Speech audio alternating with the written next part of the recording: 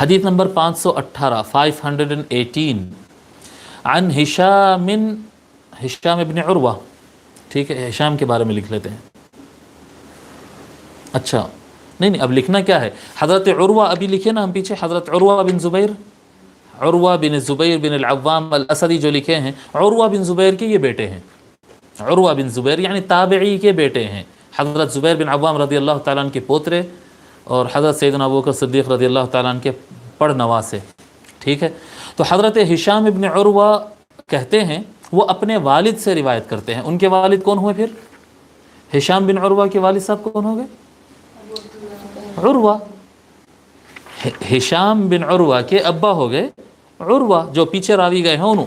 تو ہشام اپنے ابا یعنی عروہ سے، جن کا نام پیچھے آیا، عروہ سے روایت کرتے ہیں کہ ذهبت اسب حسان عند عائشہ رضی اللہ عنہا.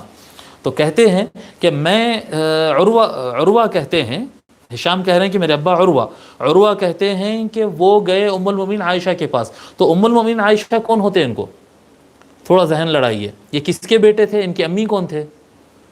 ان کے امی ہم بتائیں کہ حضرت ابوبکر رضی اللہ تعالیٰ عنہ کی بڑی بیٹی، تو ام المؤمنین عائشہ چھوٹی بیٹی، تو عروہ کی خالہ ہوئے. ام المؤمنین عائشہ رضی اللہ عنہ کے بھانجے ہیں عروہ، جو پچھلے حدیث کے راوی ہے، بھانجے ہیں. تو بھانجے کہہ رہے ہیں میں خالہ کے گھر گیا، میں اپنی خالہ کے گھر گیا. ذهبت اسب حسان عند عائشہ رضی اللہ عنہ.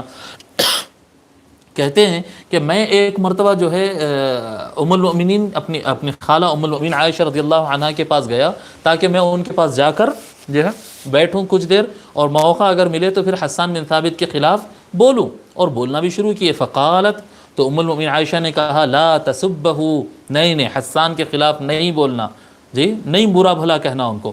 فإنه كان ينافح عن رسول اللہ صلی اللہ علیہ وآلہ وسلم، پس بے شک وہ رسول اللہ صلی اللہ علیہ وآلہ وسلم کا دفاع کیا کرتے تھے، نہیں بولنا حسان کے خلاف ایک لفظ بھی.